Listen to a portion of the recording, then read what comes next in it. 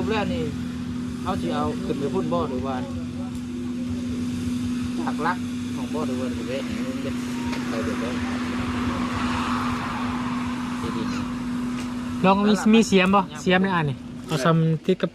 เสา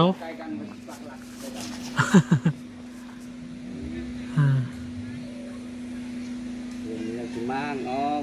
บัดพอนิ่งเบิ้งซื้อเนาะนิ่งเขตมา4 จุดมันซื้อนะ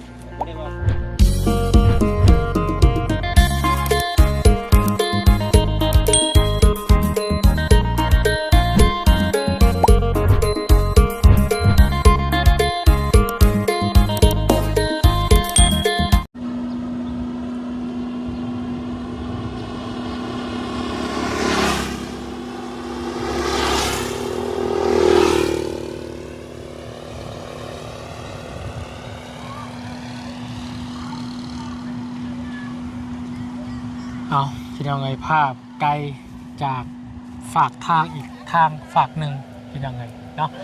ซึ่งเป็นฝากนี่เมนทั้งเฮือนน้องเจืองเนาะ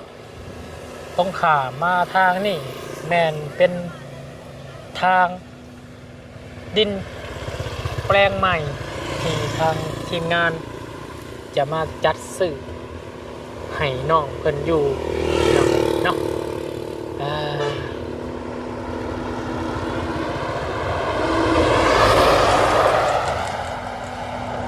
ล่างอะไรกัน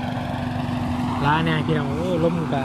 โชยมาพี่น้องเย็นหนาวอากาศหนาวมากเด้อ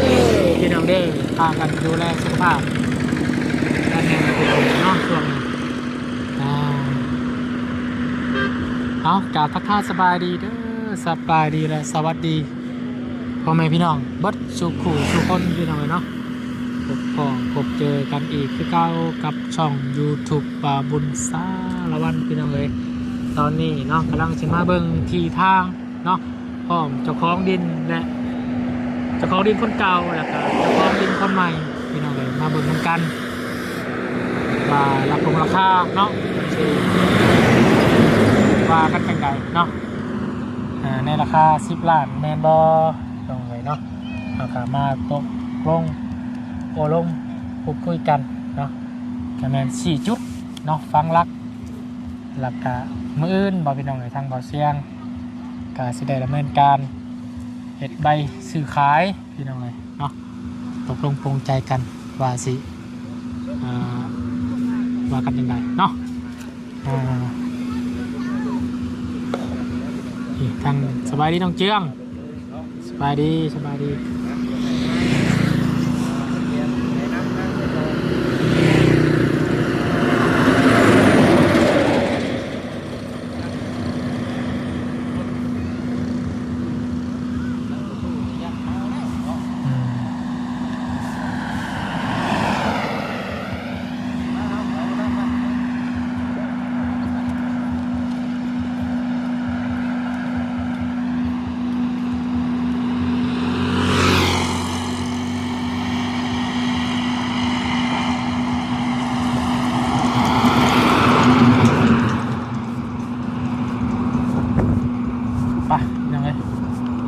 อยู่บนไหนได้ทีทางกันเนาะ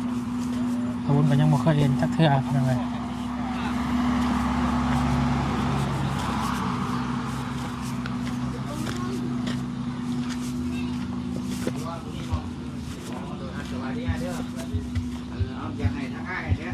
ไปใช้ก่อนนี่นะไปมองท่านเนี่ยดูเกือบเพราะว่าท่านนี่เนาะเอาพอดีว่าอยากให้ทั้งอ้ายนะว่าผู้ใหญ่แน่ว่าขายที่แล้วก็ไปรอเบิ่งว่ามันชุดใดมุ้งใดเจใดพวกเงาทำไรเอาหลังถังรักไว้แล้วก็พร้อมแจ้งราคาไปยากค่าแรกก็ทั้งประตูได้เราอยู่ใช้เสร็จเราเมาเลยประตูนะเรายืนยันแล้วเนาะประตูเราอันนี้ลูกชายแล้วปะอันนี้ลูกชายใช่กับอีกคนนึงนะกะตกลงโอเคกันแล้วเราว่าแม่นถ้าจะเอามันเตรียมรักเตรียมยังกันแล้วพังรักผ่านไว้เนาะแล้วก็จังอันนี้มุมใดเจใดเดินน้ำกันอีกทีนึง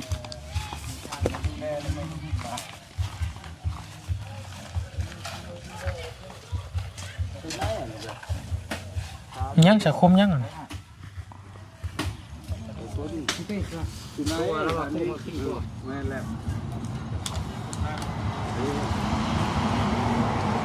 ย่างมาที่หลังย่างแล้วตามมาทางรถตุ้นจะดึงไปฮอดประมาณเพื่อนนี่บ่เสาเพื่อนนี่บ่งานนั่นเลยขาดนี่แล้วหลายเริ่มเป็นหลายของเพื่อนนี่นี่บ่ได้มานำเนาะ เอาใช้ก่อนมองได้ประมาณได้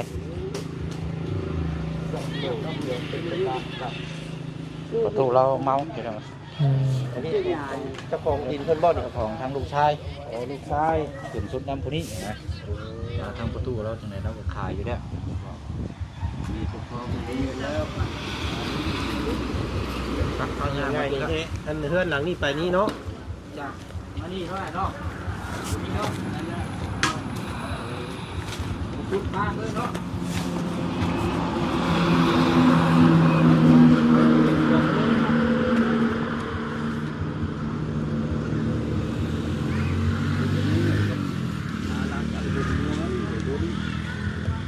กันเกี่ยวมาเสาดินนี่บ่แล้วก็ฮอดอันมุ่งอันเลื่อนอันนั้นบ่แล้วก็ที่ก่อดินก๊อกไว้บ่นั่นก็ขายได้คือกันบ่ ของน้ำท่วมเลยบ่หรือว่า ของน้ำให้น้ำมาแก้วก็แกงแล้วดอกแกงช่วยคันว่าเอาแกงเพราะว่ามันก็สิได้เฮ็ดของน้ำให้น้องกันเลยลองคุยนั่นก็เท่ากับความเลยรถปียักษ์นะครับมันห้องน้ำคนนั้นของเจ้านั่นบอกเป็นซิกเซกแบบนึงแล้วบ้านนี้เนาะแม่นมันจะเป็นปลายเชี่ยวมองอันจากของคนนั้นแล้วก็พอรู้แล้วภาคทางบางทีก็ได้เห็นเลยซักยับมาพี่อีกบอกแม่เห็นอะไรจ้ะมันยากในห้องน้ำมันยากเห็นแล้วนี่มานี่อันนี้นี่รักไปผ้าได้นี่ลงมาพี่เป็นทางหลวงได้นี่แล้วเป็นบ่ได้ฮอดพุ่นอยู่แล้วฮอดปัจจุบันเพราะว่ามันเป็นทางหลวงเลยเสือนี่ชาวผ้านี่แหละชาวผ้าตัวนี้คือทางหลวงนี่เป็นของรัฐเบิดของรัฐก็ได้มีแต่ว่าให้ถึงจากรัฐถึงมานี่ได้แต่สามีวันนี้นะเดี๋ยวมันก็เป็นหน้าเรื่องมาที่เขานะเราถึงอนาคตนะโอ้เป็นอันนั้นมันแบบค่าอันนั้นง่ายนะเพื่อนนี่เพื่อนนี่สิง่ายบ่เพื่อนนี่ก็ง่ายอ่ะมางอกแล้วก็เลยให้น้องเลยเป็นสิมังออกเนาะมางอกอยู่กับโจรกับเขาโจรอะไรเลยเป็นไม่ได้บุญเลยอะไรไปมันแหละบ่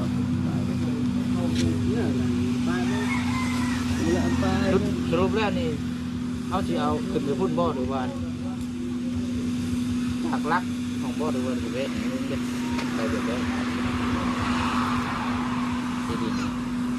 ลองมีเสียมบ่เสียมในอ่านนี่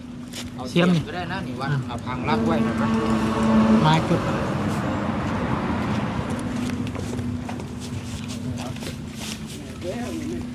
เว้ยเลยนี่ว่าเว้ยนี่ว่าไอ้นี่ประมาณนี้เนาะมาได้แล้วมันชื่อใช่เอาเพื่อนอีกว่าแม่น่ะใช่เอาเพื่อนเลยโมอะไรให้มันห่างให้มันติดกันเลยบ่คือว่าอย่างมันห่างนะยังสิยายเองเพื่อนนี่ยิงประตูเราว่าสิง่ายอยู่พุ่นไม่เยอะโอเคเอาซ้ำติดกับเสา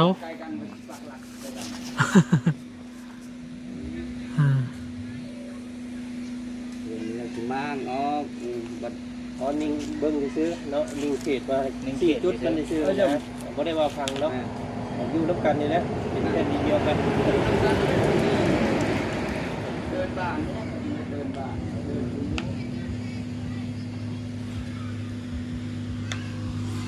วันนี้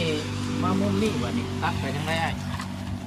ตัดไปข้างของน้ำนี่บ่หรือว่าเสียวไปทางปกติ ตัดชูดิลูก ฮะตัดไปนี่บ่ ตัดเลย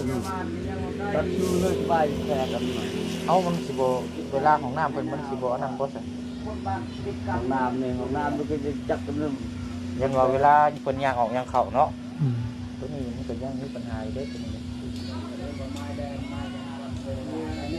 ตามประตูก็เมาแล้วจะไงจะได้ข้าเขาบันเมามันกำลังเนาะแต่มันก็คล้ายๆแบบว่าอยู่ที่กับที่โชคดีอยู่พี่น้องเนาะมันก็นี่แหละก็บอกง่ายๆกับประมาณ5-6 เมตรนึงเนาะผมกว้างเนาะ นี่เด้อนี่จากลักไม้เสาเรือนนี่นะหรือว่า7เมตรซะที่ เป็นเม็ดแล้วคนนึงบ้าเบาประตูพอเบากับ ยังบ่สุดอีกเนาะ มันเมาเหล้านี่นั่นเลยมันเบาทิพย์มันนี่จะชักพยามันเมาเหล้า อันนั้นก็เฮือนเพิ่นคือกันบ่เฮือนประตูเฮือนเจ้ากันบ่ ตัวของน้ำนี่ มันคือมาอยู่แบบนี้เนาะ เพื่อนมันมากไปพอกันเฮ็ดซื่อนะเพิ่นเอาง่ายๆกันเป็นพี่น้องเดียวกันเบิดนั่นแหละตะกี้เนาะ พี่น้องเพิ่นก็ได้มาขอเห็นห้องน้ำดินอยู่นี้นี่บ่ เนี่ยทางฝั่งหน้านี่พี่น้องเพราะว่ามันอยู่จีมกันแบบนี้เนาะอยากสิเห็นพวกแค่ก็อยากคิดกัน โอ้ยนี่สิบ่คิดบ่หยังกันบ่ซั่น เนาะ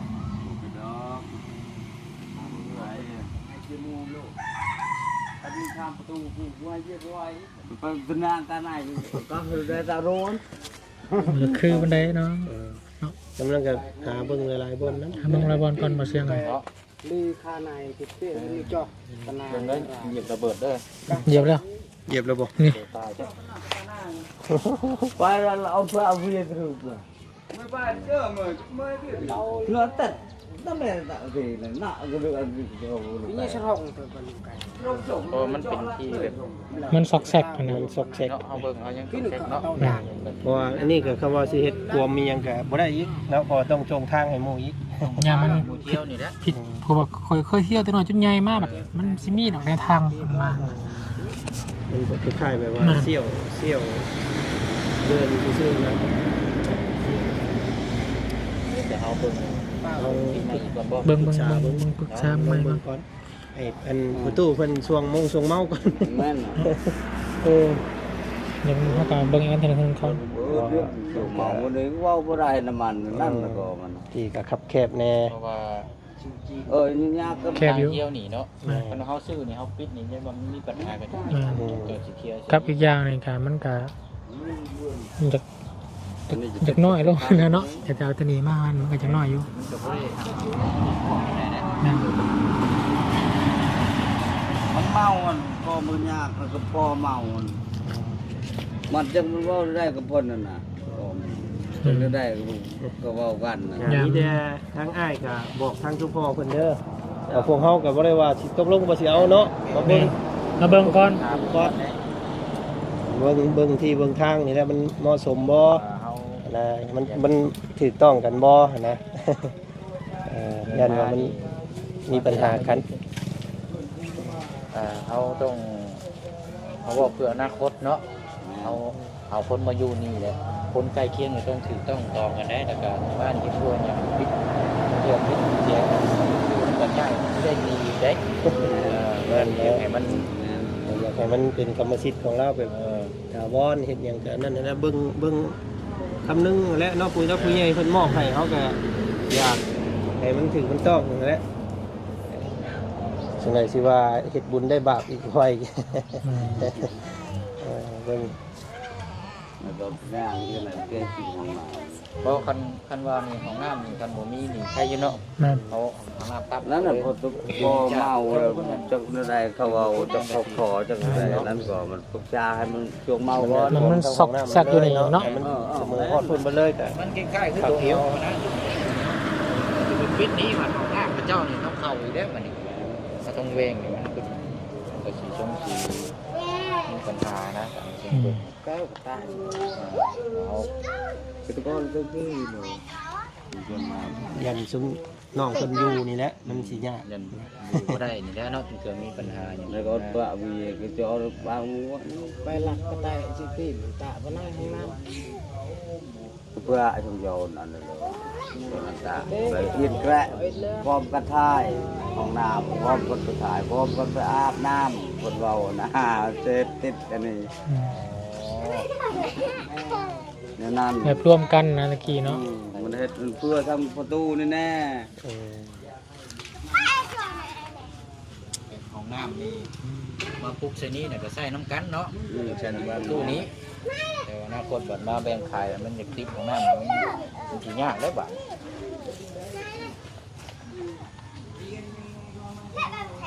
และเขาก็ใจเย็นก่อนเนาะ ลองเบิ่งอีกก่อนแล้วซะอันนี้เนาะ มาปรึกษากันเบิ่งอีก ตากันอีกก่อน ให้มันถึงมันต้องกันมันคุยรายละเอียดกันสักนิดก่อนน้อยเนาะ บอลเบิ่งพิจารณาเบิ่งอีกก่อน นี่แหละเจอหน้าเบิ่ง หลาย กัน ผู้หลายคนจังว่าเบิ่งซอยกันจังว่า มา หรือว่าเฮาอยู่มื้อสองมื้อ ก็ เนาะ บ่ได้เมาไปแน่เราเมา การซื้อขายดินเขาใจเย็นสุดในที่ได้พี่น้องเลยเนาะ ตู้ระยาก็ลุงมันคนจะให้ตึกไม่ได้ก็ติดห้องน้ำปีเฮ็ด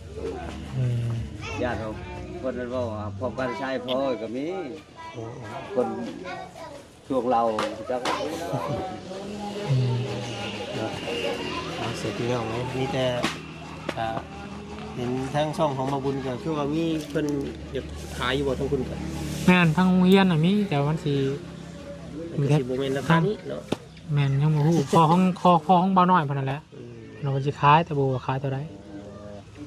เนาะเดี๋ยวจังหาแนวทางอีกทีหนึง แม่น ว่าตัวนี้ก็เฮา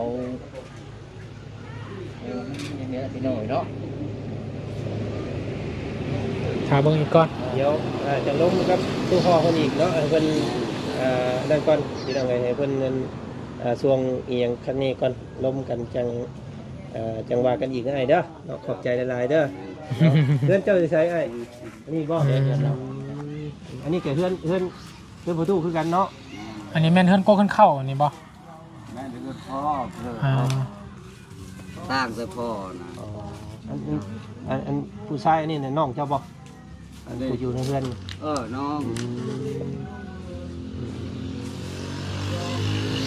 เอาแต่เนาะมีแต่ว่าเฮาไปเดี๋ยวเฮาไปคุยกันอยู่เดี๋ยวน้อยดิ น้องคนอีก ทางก่อน ไปเบิ่งไปบอกรายละเอียดกับน้องคนเพิ่มเติมอีก เนาะ อืม เดี๋ยวจังว่ากันใจเย็นๆก่อนเนาะล่ะเนาะ เดี๋ยว ว่า เอา มี ขอบ แต่ว่าขอบใจหลายๆเด้อ ใจ เด้อ เด้อสบายดี โดย เด้อ เอาเบิ่งก่อนพิจารณาเบิ่งก่อนเนาะมันเป็นสิ่งแสงพดเนาะ เดี๋ยวเอาไปอบรมแล้วก็พูดคุยแจ้งพี่น้องน้ำกันอยู่ประตูน้อยที่พิจารณาน้ำกัน พุ่นแหละ เนาะ ลงไปเพื่อนเราพุ่นแหละพี่น้อง ไป เนาะ เนาะ โอ้ตัวนึงอยู่ที่ ส่วนหนึงแล้วนี่เนาะ เดี๋ยวเราไปคนละ ไปขึ้นไปบ่เสียงเลยพอเจ้าให้ มาฮอดอยู่ประตูน้อยลิ้นชะ อืม และเอาไว้สัวข้าวก่อนเพราะว่าสามได้ที่ดินใหม่ โอ้ย ให้เราโน่นนี่ก่อนนะเพราะว่าคือเขาเห็นน้ำกันแล้วก็รู้สึกว่าอาจจะบ่โอเคปานใดสาม ซาเบาจันนี่ก็ตรงๆนั่นแหละพี่น้องเนาะนั่งต้นบ่เช่น ถ้าน้องหลักจับติดไม้นะเบาเนี่ย มานั่งน้ำกันเวลาครับ ไปบนเบิ่งฮะไป โอ้ยเนาะพี่น้อยเดี๋ยวสิถามเรื่องราวแล้วก็ทั้งน้องเพิ่นน้ำแล้วก็ให้น้องเพิ่นอธิบายแล้วก็แจ้งพี่แจ้งน้องน้ำกันเด้อนะเพราะว่าเขา ขึ้นค่อยขึ้นนี่สิบ่ฮักบ่นี่ได้อยู่เนาะ อยู่ โอ้ยๆ ระวัง ๆหลังได้นี่พี่น้อง หลายคนได้เนาะ เอาสบายดีอีกรอบหนึงเด้อ พี่น้องเนาะทักทายสบายดีพี่น้องอีกรอบนึงเนาะจริงได้เฮาบาดนี้ ก็ เห็นน้ำกันเลย ได้ไปเบิ่งแล้วเมื่อกี้นี่เนาะ เด้อ พากันย่างเบิ่งสำรวจเบิ่งที่ทางที่จะทำการซื้อขายให้น้องเพิ่นแล้วอันนี้เอาว่าความคิดของอาจารย์ก่อนเนาะ โดย มันอันนั้นพี่น้องไงอยากบอกตรงๆเลยใช่เนาะแบบว่ามันก็อัตคัดโพดเนาะมัน มันสล็อกเซ็กแรกแล้วก็แบบว่ามันญาติมันมีปัญหาในภายภาคหน้านะ วันหนึ่งมากครับคือเห็นนี่แหละเนาะขึ้นมาดีๆแล้วแบบมีห้องน้ำอีกเจ้าของผู้หนึงมาอยู่น้ำอีกนะ เป็นทางผ่านเที่ยวนี่อีก แต่ก็เห็นทางตัดผ่านอีกคำว่าสีเฮ็ดหัวเฮ็ดแค่ตันเพิ่นแบบ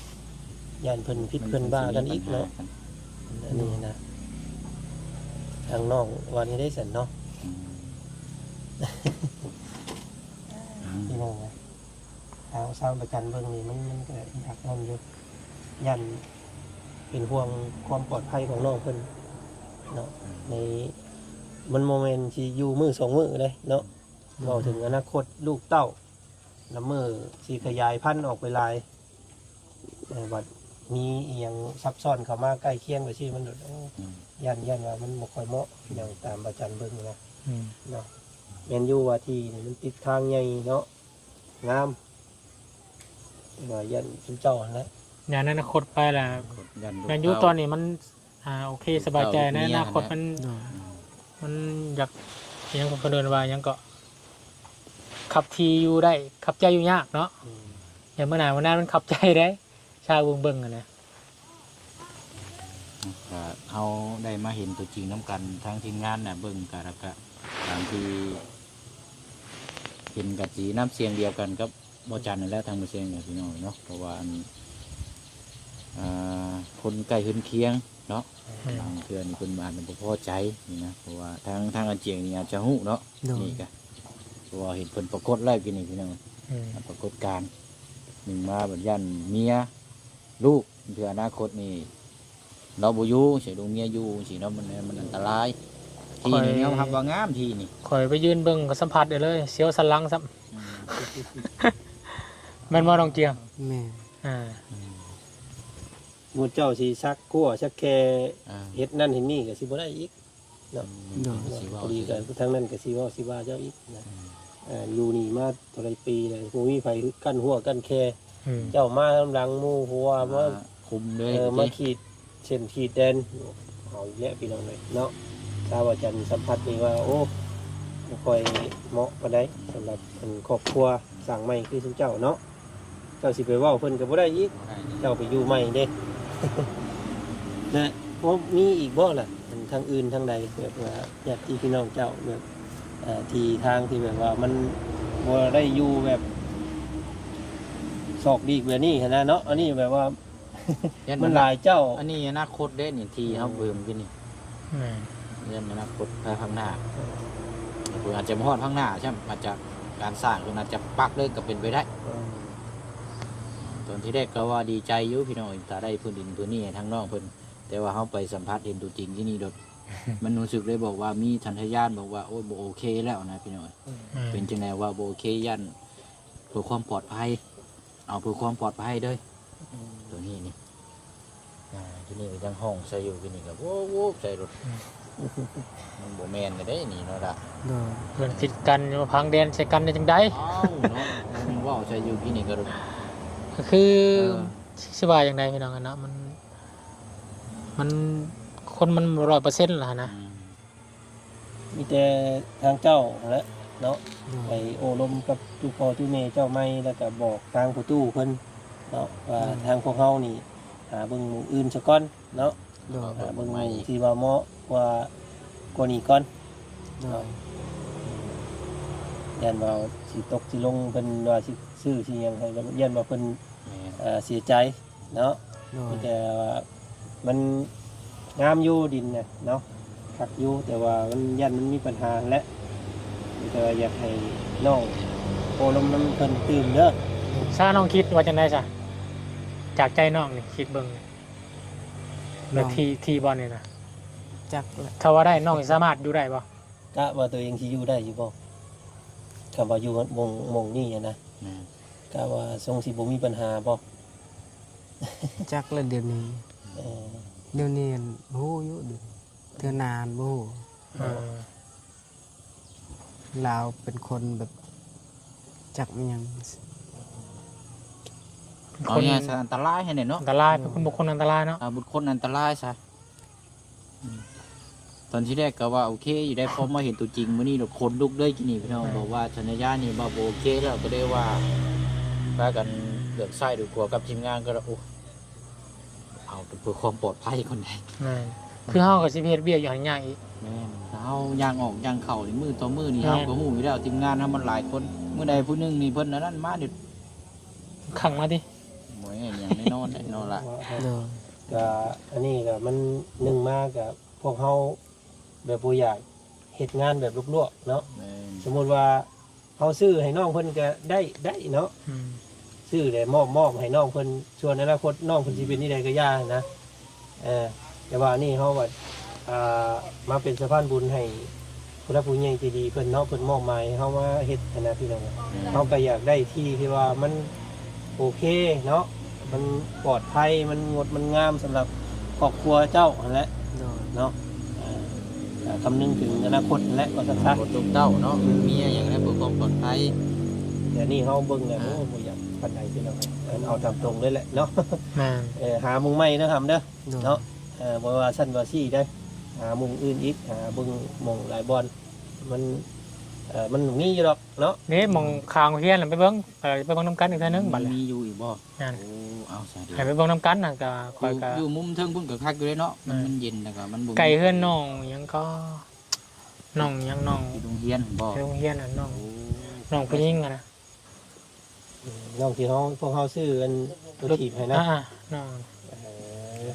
โอ้เอา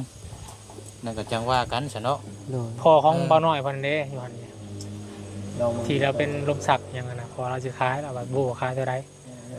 ขอยไปถามเราของเว้นนะ โอ้เอาซะเอามีแต่ว่าเอาขอเว้าตรงๆเลยพี่น้องตอนแรกๆว่ากำลังดีใจว่าสิให้น้องเพิ่นได้ที่พื้นนี้แหละมันติดทาง แต่ว่าพอมาสัมผัสมือนี้ โดย คนลุกเลยพี่น้องเอ้ย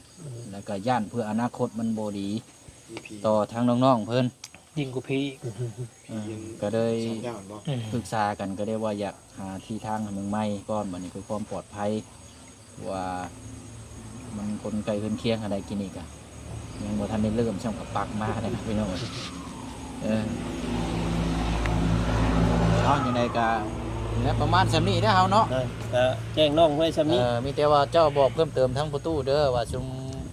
ทีมงานนี่สิเบิ่งทีมใหม่อีกทีนึง โดย ยันว่าเราคลองถ่าอย่างนั้นนะ โดย บอกว่า มันขับแคบนั่นแหละมันขับแคบที่ทางแล้วคือว่าแล้วพี่น้อง บ่ทราบเบิ่งนี่ครอบครัวเพิ่นสิเข้าใจอยู่สาเหตุหยังที่ว่าเฮาอันนี้หั่นนะบอกคนบนบ้านนี่เขาเข้าใจเบิด ที่อารมณ์ตรงๆนั่นแหละ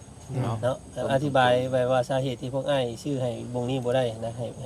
ประตูเพิ่นพัง สาเหตุเพราะหยังเนาะ เพราะหยังเพิ่นเห็นจังซั่นจังซี่เลยก็บอกเพิ่นบอกเล่าแล้ว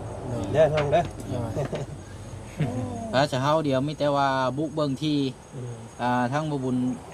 ถามมาก่อนหน้าเนาะ แม่น เดี๋ยวไปติดตามเบิ่งที่พื้นนั่นอีกทีนึงให้ทางน้องๆเพิ่นเนาะที่ตัวนี้เฮาขอแคสเซิลรอไว้ก่อน โดย เพราะว่าเพื่อความปลอดภัยเนาะคนลุกอยู่รอได้กินนี่พี่น้อง เสียวฉลัง เสียวสันหลังเลยแบบโอ้ยยังก็มาปิ่นอยู่นี่อีกนะมันแตกต่างกับมื้อเช้านี่ดีใจมาตกเราแรงมากนี่คนดุ ขอถอยก้อนพี่น้องเนาะ โดย ขอถอยตัวนี้แล้วแต่ว่าทั้งครอบครัวทั้งชุมเจ้านะทั้งทีมงานอ้ายก็สิเต็มที่คือเก่า หาหมองใหม่เนาะ หาไม่ให้ปลอดภัยเพราะว่าอยู่นี่บ่แม่นมือสองมือเฮาอยู่ไปจน แม่น ห่วยลูกรุ่นเต้าพอแล้วเนาะสังครอบสังครัว โดย บ่อยากให้มันมีปัญหาเนาะคนสิเว้าไปซะเนาะ โดย ตามนั้นเลยคุยกับทางประตูบอกคนอีกทีหนึงเด้อ โดย เออ สันเนาะเก็บเงินเก็บคำไว้นี่ก่อนเนาะ เจ็บเงินได้ยัง ซอยเจ้าคือเก่าหั่นแหละเนาะเงินส่วนนี้เพิ่นมอบหมายมาให้แต่ว่าอยากให้ได้ที่ได้ทางที่มันดีๆมันปลอดภัยแหละพี่น้องเอ้ย โดย เอาไปดีเอาบุญเพิ่นเท่านั้น ใช่ มันยังมีผียังได้ ส ใช้ บาย น่ะ ดีสบายดีเด้อพี่น้องเด้อ อ๋อหาวงใหม่ก่อนมันขับมันแคบนั่นแหละมันยันมันพิษมันหยังกันมันพอมัน มันเป็นทาง เป็นดินหลายคนร่วมกัน ดินร่วมกัน เพราะว่าเฮาสิไปเฮ็ดห้วยแค่ก็ยันว่ามันบ่ถึงบ่ต้องกันในภายภาคหน้านะ โดย เอาเอ้ยแป๊บเดียวกินนี่ก็ยังขึ้นเชียงเลยหนนะก็ได้มองเบิ่งความปลอดภัยคือทั้งสี่เป็นได้น้อยมัน โอ้ห่านได้นะอันเว้นอันเพื่อนหลังไหน นั่นแหละเฮือนหม่องอันสิไปซื้อนั่นแหละ ต้องข้ามเลย ตรงข้าม กรมกระทันหอท่านเจ้านี่ มีบ่ขึ้นเสียง คนอยู่แล้ว คนเนาะ คนใครยุ่งจะจับผ้าใส่กันเนาะผีเวนโตเนาะ บ่ได้ได้บ่ บ่ได้บ่ บ่ได้แล้วก็ผู้จับน้ำได้ข่อยเด้อ จับได้ข่อย ปลอดภัยเนาะพี่น้องเอ้ยเนาะให้แจ้งพี่แจ้งน้องแจ้ง FC เฮาเพื่อความปลอดภัยอนาคตข้างหน้าแล้วก็ยังมันมีปัญหามาเดี๋ยวสิว่า คือแบบว่าที่ดินน่ะเพิ่นจะขายอยู่บ่หรือว่าได้บ่เสียงแบบว่าตกลงแล้วนะแบบว่า เดี๋ยวอธิบายเด้อ อธิบายข่อยฟังหน่อยข่อยยังทันได้ฮู้ คื เรื่ อ องของมา ดินเนี่ยเพิ่นอยากขายอยู่ อ่า เนาะแต่ว่าพอเฮาย่างเบิ่งสำรวจเบิ่งตัวจริงแล้ว มันนั่นเป็นดินแบบชิกแชก อ๋อ แบบว่าเฮาสิพังหัวพังแค่ก็บ่ได้มันแบบว่าง่ายๆแบบส่วนหนึงของเลื่อนเพิ่นอยากแบ่งให้ซื่อนะ อ๋อ แต่มันเป็นทางผ่าน หมู่บ้าน อืม ว่าไงทางเทิงพุ่นก็เฮาสิฮู้เพิ่นบ่ยอมเนาะ แม่น เพิ่นสิเที่ยวไสเพิ่นก็สิว่าสิได้เนาะเออ แม่นแล้วมันก็ว่าแล้วคือนั่นแหละพี่น้องเห็นกันนั่นแหละเมื่อกี้นี้ เห็นแล้วบ่ เห็นแล้วเนาะ ตายแล้วกินนี่ ข่อยยังบ่มาบ่ทันบ่ท่ากันจักนี่เนาะเว้าว่าสิท่ากัน เอาก็นัด4 โมงเนาะ เดี๋ยว ดี นี้ ดีแล้วเจ้าผู้ไปนะ โอ้ข่อยไปข่อยบ่ท่าอ้อ คำเจ้าไปเนี่ยคอยว่ายันเนาะ บ่ข่อยบ่ปานใดหรอกลุงเอิมเนาะ โอ้ดีแล้วดีแล้ว ค่อยก็บ่ปานใดแล้วซุมื้อนี้อายุเริ่มลายขึ้น แม่ แล้ว นบ่ เริ่มลายเลย บ่ปะทะครับคือกันเด้อปะทะกันจะเพ่นเด้ เขามกเข้าใจน้ำกันพี่น้องเนาะเคสนี้นี่เฮา3 คนไปแล้วก็4 คน5 คนนี่ความรู้สึกนี่แบบเดียวกันเลยเรียกว่าขอแค่เส้นก่อนแล้วก็จะเบิ่งที่ให้ทางน้องเพิ่นใหม่มองที่ทาง บ่คำว่ามันมีปัญหากัน นี่ แม่น เนาะ บ่เอาเลยแล้วตัดเด้อนี่บ่ต้องว่าสิมาย้อนมาอีก และมีแต่บอกน้องคนแล้วบอกว่า บ่เอาแล้ววันนี้น่ะมีแต่ หาเบิ่งทางอื่น หาอยู่บ่งโล่งๆแล้วกับปลูกผักปลูกหญ้ากินแบบในครอบครัวเฮาเนี่ยมันสบายแบบอยากให้มันอยู่ทางน่ะทิศทางดีอยู่แต่ว่ามันบัดได้อย่างเสียอย่างนะเฮาบ่อยากให้มันได้ดีเบิดซะพี่น้องมื้ออนาคตเด้โอ้ยเนาะเอาซะเนาะมีแต่ว่าสิได้ล่ำลาก็ได้ซะพี่น้องเอาซะมีก่อนมีหยังเพิ่มเติมจะมาแจ้งพี่แจ้งน้องน้ำกันอีกเนาะสำหรับเคสของทางอาเจียงตอนนี้ยอดน้ำมูเสียงนี่มีอยู่ เจียงเจือง เจือง เจืองหันล่อมาได้ก็เดียว ก็มาถามหาเนาะมีไผฮู้จักแล้ว พามาเจียงหูยัง แม่นใจเย็น บ่มีเรื่องแล้ว อย่าเฝ้าเขายอมพิษก็ได้เอาพอดีได้ข้อมูลมาเพิ่มเติมอีกน้อยนึงเอิ้นชื่อข้างนอกเพิ่นนี่ก็พิษพี่น้องก็แม่นทางเมียนี่ก็พิษก็แม่นเอาไปมาชื่อทั้งผัวทั้งเมียนี่พิษหมดเลย สรุปว่า สรุปนี่คือทางเมียนี่ชื่อน้องหัง ทางไกลทางอย่าง หัง นี้ ไก่ ว่า หังต้นหังนะครับ บ่แม่นห้างเนาะ โมเมนหัง น้องหัง น้องหัง โดย ห้าง ทางห่อห้าง ทางโดนภาษาเวียดได้ คำว่าห้าง คำ นี่น้องเพิ่นว่าออกภาษานี่เราบอกว่าห้างเฮาเคยเข้าใจว่าน้องเราสิฮะเรา คือ บอก กันครับ ภาษาลาว หัว บ่ชัดเด้ นี่แหละเฮาฟังว่าหัวเนาะ สรุปได้ว่าทางผู้เป็นเมียน่ะชื่อห้างทางนี้ก็ชื่ออาจือน้องเอ้ย ทางเจือง เจียง ทางเจือง ห้าง เจืองห้างเนาะ ใครอยู่ เข้ากันอยู่อันนี้เนาะ เจืองห้าง ปักไข่เนาะ อันสมมุติว่าคันเพิ่นจะขายอยู่ทั้งโรงเรียนพุ่นน่ะเจ้าสิไปอยู่บ่น้อง ไปอยู่บ่ อยู่เนาะ โดย เพราะว่าจังได๋มันก็เป็นบ้านเจ้าอยู่แล้วหั่นน่ะ ต่างคนชั่วโมงนี้ก็ต้องแยกย้ายสร้างพื้นฐานไปมันอยู่แล้วเนาะ ขนาดว่าน้องยังน้องมาน้องทายเราอยู่พุ่นแล้วก็ยังย้ายมาอยู่พี่มันก็เลยว่ามันอยู่แล้วมันเป็นเฮือนเป็นซ่านฮักแพงแบ่งปันกันก็ถือว่าโอเคเลยนะพี่น้อง มันก็เลือกสถานที่ที่ว่า อยู่ใส่ก็ได้เลยคือบ่เชื่อนี่คือกันนะอยากไปอยู่ต่างประเทศพุ่นนี่แต่ว่ายันไปบ่ได้ อยู่เขมรบ่ อยู่ว่า เอ้าเขมรเจ้าว่าจะไปต่างประเทศเจ้าว่าจะ อยู่เนาะ ไปเขมรบ่นะ ไปอยู่ต่างประเทศมันอยู่ได้อะนะเจืองเจือง สบายดี เนาะ ซะโอเคพี่น้องเนาะทางคุณก็จะได้ขออนุญาตจบคลิปลาพี่น้องเพียงสำนี้ก่อนเนาะเพราะว่ามื้อนี้ก็ได้มาเบิ่งสถานที่เนาะน้องเจืองแล้วก็น้องหังพี่น้องเนาะก็ถือว่ายังบ่ได้พี่น้องเนาะเดี๋ยวทางทีมงานเนาะก็สิหาเพิ่มเติมทางผมก็สิหาถามเบิ่งเนาะทิศทางในบ้านเสะแล้วว่าสิมีภัยคายแน่เนาะแต่ว่าบ่นี้ถือว่าโจไปก่อนพี่น้องเนาะเพื่อความปลอดภัยของน้องกันเนาะพี่น้องคือสิเข้าใจตรงกันอยู่พี่น้องเนาะสำหรับที่นี่ได้แล้วพี่น้องสบายดีเด้อพี่น้องเด้อบ่สุขสุขคนเด้อ